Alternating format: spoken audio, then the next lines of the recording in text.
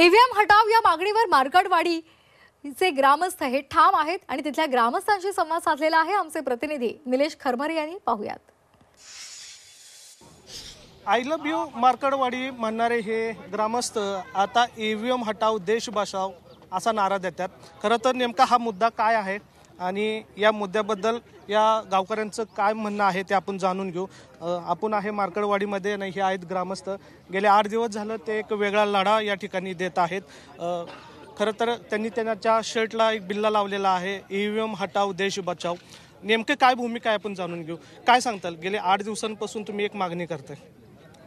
हां, 3 डिसेंबरला आम्ही जी बॅलेट पेपरवरची मतदान प्रक्रिया राबवली होती त्यावेळेस आम्हाला प्रशासनानं विविध जमावबंदीचे आदेश वगैरे काढून ती प्रक्रिया आमची थांबवण्यात आली. त्या प्रशासनाचा आम्ही आदर करून त्या ठिकाणी थांबलो. आमचं ईव्हीएम हटाव माननीय शरद पवार साहेब येणार आहेत थोड्या वेळात, त्यांचं आगमन होत आहे. जोपर्यंत हे ईव्हीएम हटाव आणि बॅलेट पेपरवरती मतदान होत नाही तोपर्यंत आमचं गाव एकमतानं त्या निर्णयावर ठाम आहे. हे फ्लेक्स लागलेत मग आता ते काय लावलेले आहेत, ते मुद्दाम लावलेले आहेत, त्याच्यामुळं नाही काय आता त्याच्याबद्दल. बाहेरची पाठवून लावलेले आहेत त्यांनी, गावकऱ्यांनी काय लावलेलं नाहीत, लोक बाहेरची पाठवून लावलेले आहेत. असं फ्लेक्स काय महत्व नाही. म्हणजे बाहेरच्या लोकांनी येऊन इथं फ्लेक्स लावले, बाहेरच्या लोकांनी येऊन फ्लेक्स लावलेला आहे. अख्खं गाव याच मुद्द्यावर ठाम आहे अजून.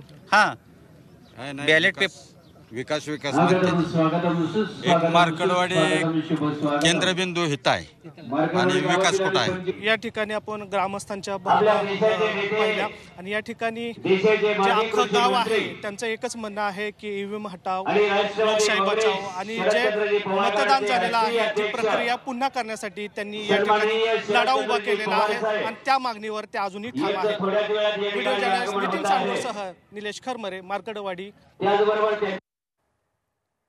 तर बॅलेट पेपरवर मतदान घ्या अशी इथल्या मार्कडवाडी ग्रामस्थांची आग्रही मागणी आहे. ईव्हीएम हटाव अशा मागणीवर सुद्धा मार्कडवाडी ग्रामस्थ ठाम आहेत.